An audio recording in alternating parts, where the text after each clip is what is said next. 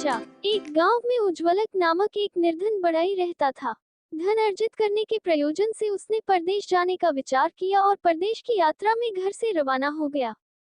गांव पार करने के बाद रास्ते में एक घना जंगल पड़ा, जहां उसे प्रसव पीड़ा से कराहती एक ऊंटनी दिखाई पड़ी।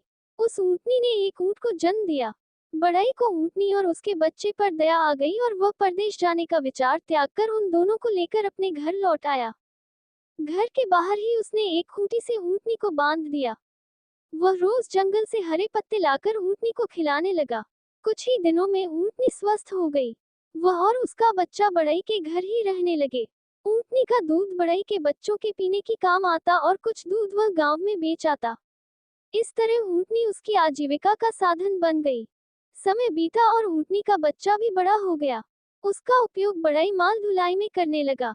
बढ़ई ने ऊंट के गले में एक घंटी बांध दी।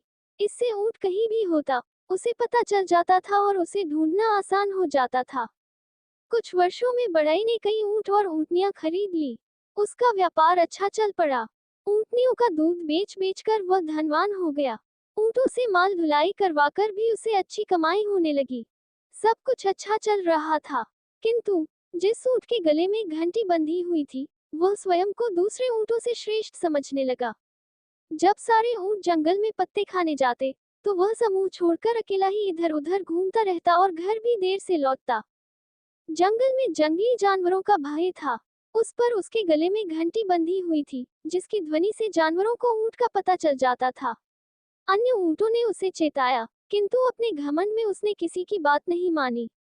उसे लगता था कि अन्य ऊंट उसकी घंटी से जलते हैं, इसलिए उसके गले से उसे उतरना चाहते हैं। एक दिन जंगल में पत्ते खाने के बाद सारे ऊंट गांव लौटने लगे, तो सबने उस ऊंट को भी अपने साथ चलने को कहा। लेकिन वह अकेला ही जंगल में घूमने निकल गया। वह चलता तो उसके गले की घंटी बजने लगती। एक शेर ने जब घंटी की आवाज का पीछा किया, तो उसे हृष्ट-पुष्ट ऊंट दिखाई पड़ा। उसे अपना शिकार मिल चुका था। उसने ऊंट पर झपट्टा मारा और उसका काम तमाम कर दिया। सीख: घमंडी का सिर नीचा।